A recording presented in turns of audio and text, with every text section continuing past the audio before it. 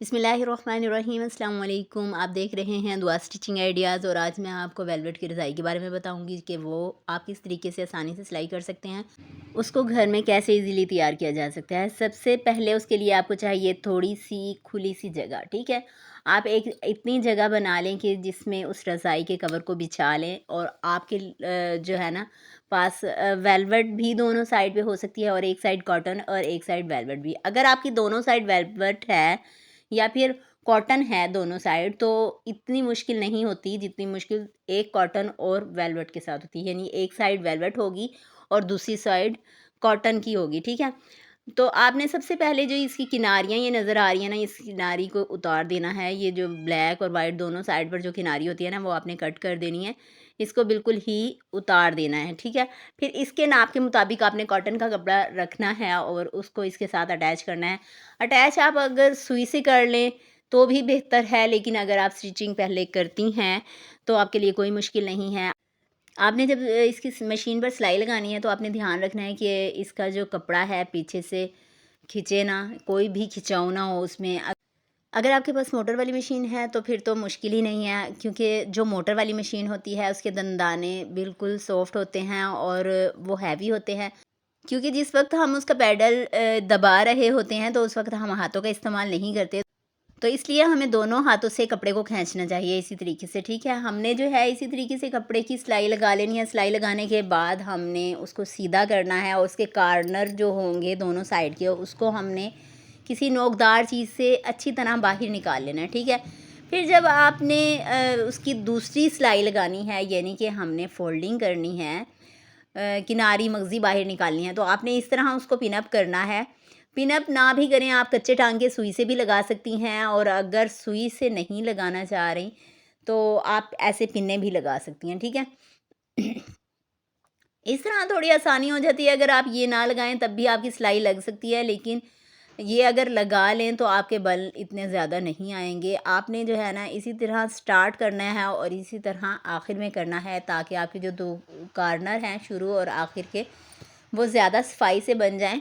आपने इसकी सिलाई लगाते हुए बिल्कुल हाथों को नर्म रखना है, कपड़े को खींचना नहीं है। और ख़ास तौर पर जो ऊपर वेलवेट का कपड़ा होगा उसको आपने पीछे की साइड पे करते रहना है, आगे नहीं लेकर जाना, आगे की तरफ खींचना बिल्कुल भी नहीं है, बल्कि हमारी जो सिलाई नहीं लगी उसको भी हमने पीछे की साइड पे करना है। और ये देखिए, कार्नर पे जब पहुंचना है आपने, तब आपने टर्न लेना है, तो लाजमन ये पाँव को उठाना है और फिर हमने टर्न लेना है। ऐसे आपने मुड़ना नहीं है, ये गोलाई बन जाएगी और हमारे कार्नर जो होंगे वो बिल्कुल भी सही नहीं बनेंगे। इसी तरीके से आपने कार्नर लेकर आना है और अपने हाथों की मदद से जो कॉटन का कपड़ा नीचे की साइड पर हमने लगाया है, उसे अपने हाथों से नीचे की साइड पर बार बार सेट करते रहना है और ऊपर की साइड से भी हमने कपड़े को पीछे की साइड पर करते रहना है। ठीक है, अगर हम आम कपड़े की तरह इसको आगे की तरफ खींच कर ले जाएंगे तो फिर हमारे जो है ना बल आएंगे और बिल्कुल भी सफाई से जो है ना हमारी सिलाई नहीं लगेगी।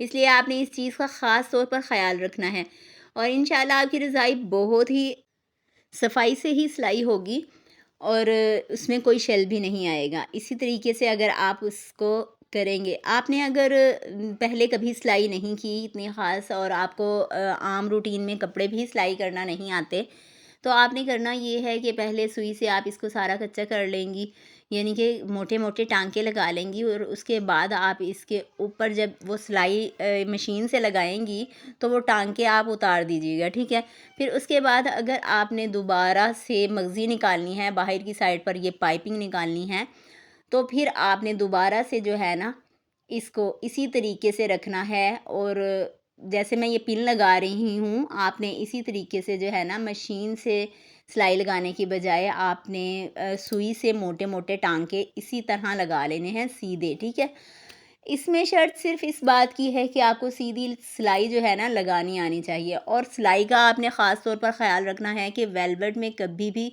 छोटी सिलाई को इस्तेमाल नहीं करते। वेलवेट के कपड़े पर चाहे हमने सूट सिलाई करना हो या फिर हमने रज़ाई सिलाई करनी हो, तो हमने सिलाई हमेशा थोड़ी बड़ी रखनी है, ताकि हमारा कपड़ा ख़राब ना हो। और अगर फ़र्ज़ करें कहीं से ख़राब भी हो जाए तो हमें जब उधेड़ना पड़े तो वो आसानी से उधड़ जाए। अच्छा, इसी तरीके से आपने सिलाई को लगाते जाना है और 3 साइडें आपने सेम ऐसे ही सिलाई करनी है, लेकिन एक साइड जो मैंने फ़र्स्ट में ही सिलाई कर दी थी, उस पर मैंने सिंगल, जैसे हम बाजू की फ़ोल्डिंग या घेर की फ़ोल्डिंग या पजामे की फ़ोल्डिंग करते हैं, मैंने इसी तरीके से उसकी फ़ोल्डिंग कर दी है। आप तकिए की तरह भी फ़ोल्ड कर सकती हैं, लेकिन आसानी से जो है आपसे जो हो जाएगी वो जो हम साइडों से आम फ़ोल्डिंग करते हैं पजामे की, इसी तरीके से हमने जो है ना फ़ोल्डिंग कर लेनी है। अब देखिए हम लास्ट में पहुंच गए हैं और उसके बाद फिर हमने इसको पिन अप कर लिया है। आपने पिन अप इसको लाज़मी कर लेना है ताकि आपके कॉर्नर जो है ना बिल्कुल सही तरीके से बने, ठीक है। देखें, ये जो कपड़ा है अक्सर बढ़ जाता है कॉटन का या वेलवेट का, ऊपर नीचे हो जाता है, लेकिन हमने बिल्कुल बराबर रखा है क्योंकि हमने ये टांका वो जो पिन से जो है इसको कवर किया हुआ था, इसलिए आप सुई से टांके भी लगा सकती हैं। इसी तरीके से आपने इस रज़ाई को सिलाई करना है। और अब हमारी रज़ाई की सिलाई हो गई है कंप्लीट। अब मैं आपको दिखाऊंगी कि हमने इसकी सिलाइयाँ किस तरीके से लगाई और सिलने के बाद ये कैसी लग रही है, ठीक है। ये देखें, ये अब इसकी सिलाई है जो ऊपर की साइड पर बिल्कुल भी नज़र नहीं आ रही। मैं आपको नज़दीक से दिखा रही हूँ, फिर भी जो है पता नहीं चल रहा। और मैंने इसका टांका भी इतना छोटा नहीं रखा, इससे बड़ा भी रख सकते हैं, लेकिन इससे बड़ा हम रखेंगे तो फिर वो ज़ाहिर सी बात है ख़राब होने का ख़तरा रहेगा। इसलिए जो है ना, अब देखें इस तरह हमारे कॉर्नर और पीछे की बैक बनी है। अगर हम इसको प्रेस करेंगे तो ये बिल्कुल सीधा हो जाएगा, हल्के फुल्के भी अगर कोई शेल हैं तो वो निकल जाएंगे। तो हमने इसी तरीके से इसको सिलाई करना है। अगर आपके शेल आ भी रहे हुए तो आपका जो रज़ाई के नीचे वेलवेट या कॉटन का जो भी कपड़ा लगा हुआ है ना, नीचे की साइड से ऊपर की साइड नज़र नहीं आना चाहिए, किनार ऊपर की साइड का बिल्कुल सफाई से होना चाहिए, ठीक है। इसी तरह नीट आप सिलाई कीजिएगा, इंशाल्लाह आपको ज़रूर जो है ना ये आ जाएगी। और ये देखें, जो मैंने शुरू में बताया था आपको दिखाना भूल गई थी, ये मैंने ऐसे फ़ोल्डिंग की थी, इसी तरीके से मैंने इसको फ़ोल्ड कर लिया था और इसी तरीके से दूसरी साइड से भी है फ़ोल्डिंग, ठीक है। दोनों साइड से हमने ये फ़ोल्डिंग कर ली थी, उसके बाद हमने फिर अंदर की सिलाई लगाई है और बाहर की सिलाई लगाई है, ठीक है। वेलवेट का जो कपड़ा होता है वो अपने अंदर सिलाई को गुम कर लेता है और हमें जो है ना उस कपड़े के अंदर सिलाई नज़र नहीं आ रही होती, बहुत ही कम नज़र आ रही होती है, ठीक है। अगर हमारी नलकी सेम मैच है तो फिर तो बिल्कुल ही नज़र नहीं आ रही होती। इसलिए ज़रूरी है कि हम उसका टांका थोड़ा सा बड़ा रखें, ठीक है। अक्सर मशीनों में ये मसला होता है, मोटर वाली मशीन के अलावा, ये तो हो गया ना मोटर वाली मशीन से तो आसानी से हम ये सिलाई लगा सकते हैं, बाज़ दफ़ा इसमें भी मसला बन सकता है, लेकिन अमूमन जो हाथ वाली मशीन होती है उसमें अक्सर ही ये मसला होता है कि जब हम सिलाई लगाते हैं तो वो जगह जगह से टांका छोड़ देती है, यानी कि टाप करती है मशीन। टाप का मतलब होता है कि सिलाई इक्वल नहीं जा रही होती, हमारी थोड़े ही फासले पे बड़ा सा टांका आ जाता है और वो जगह जगह बड़ा टांका दे रही होती है, ठीक है। तो वो सिलाई हमारी ख़राब हो रही होती है। उसके लिए आपने ये करना है कि अपनी जो सुई की नोक होती है मशीन की, तो आपने उस पर थोड़ा सा जो है ना मोम लगा देना होता है, यानी कि मोमबत्ती का जो मोम होता है वो लगा देना है। तो उससे जो है हमारी मशीन की जो सिलाई है वो सेट चलेगी, ठीक है।